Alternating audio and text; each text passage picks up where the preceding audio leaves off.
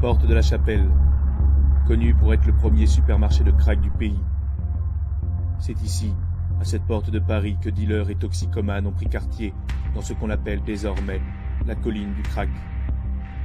Il y a 4 ans, les migrants d'abord installés à la Goutte d'Or ont été déplacés à cet endroit. Beaucoup rejoignent la colline. Cette cohabitation avec vendeurs et consommateurs de crack ne fait qu'empirer la situation, faisant de Porte de la Chapelle l'un des quartiers les plus dangereux de la capitale. Drogue, prostitution, mendicité, agression. Riverains et commerçants vivent un véritable cauchemar. Elle a drôlement évolué parce que quand on est arrivé dans ce quartier-là dit Porte de la Chapelle, c'est un quartier qui était assez plaisant, vivant pour les riverains, pour les commerçants, ça bougeait un petit peu, on travaillait bien. Et aujourd'hui, tout s'est dégradé en 5, 6, 7 ans, quoi. Au début, il y avait toujours eu un peu de toxicomanie, mais c'était une dizaine de personnes qui faisaient ça discrètement.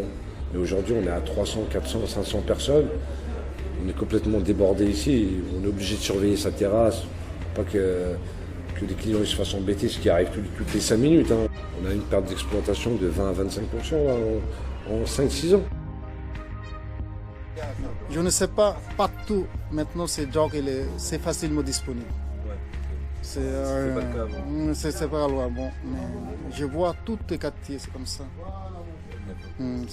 Il commence par ici jusqu'à Saint-Denis.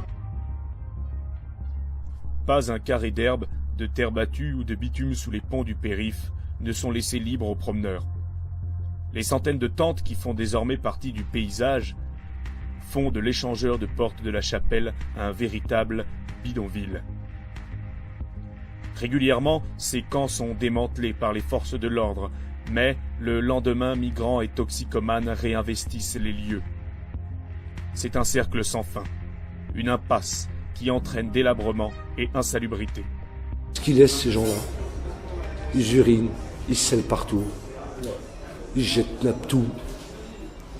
C'est malheureux, mais même les migrants, ils leur donnent à manger, et après ils jettent par terre.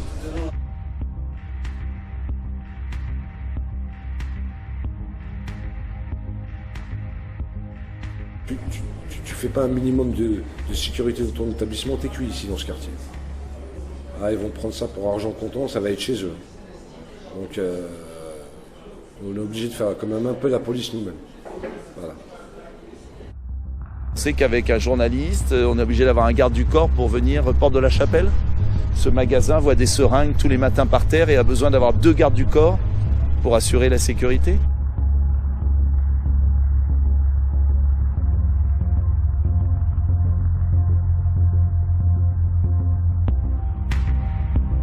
Sur la colline, obtenir un témoignage face caméra est mission impossible. Par crainte des représailles des dealers, que l'on appelle ici les modus. Cette petite mafia fait la loi. Eux ne se droguent pas, mais n'hésitent pas à distribuer les premières doses gratuitement aux migrants. Cette action commerciale efficace accroît le nombre d'addicts à ce mélange de cocaïne, d'ammoniac et bicarbonate. I'm from Somalia. France, I love France. I want to live in France. I want to come to here to look at my better life.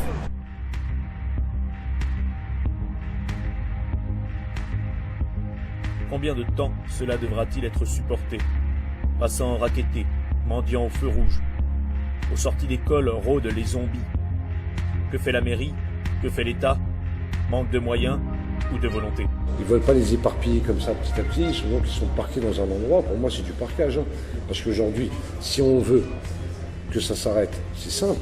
On ferme la colline, on met des maîtres chiens. Quitte à ce que ce soit, même on l'a proposé à la maire de Paris, que ce soit les commerçants, les riverains qui les payent. Ils n'ont pas voulu. Ils nous disent on s'occupe de ça, mais ils ne sont jamais occupés de ça. De ce que j'ai analysé, qu'il y a comme une sorte de quelque chose d'organisé, qu'il y a un laisser-faire, parce que malgré tout, je pense qu'il pourrait, depuis longtemps, sans même que moi je sois installé ici, depuis des années que la colline est ici, ils auraient pu faire le nécessaire. Mais il y a une démarche assez bizarre. Moi je trouve que s'ils voulaient arrêter vraiment le crack, il y a longtemps qu'ils auraient pu le faire, ils ne l'ont pas fait. Et c'est toujours en marche, la preuve. Une situation qui ne semble pas prête de s'arranger. En 2024, Paris accueille les Jeux Olympiques. Autour de Porte de la Chapelle, des infrastructures sportives sont en cours de construction. La colline du Crac devra alors disparaître. Mais la question n'est pas comment, mais où sera la nouvelle Porte de la Chapelle.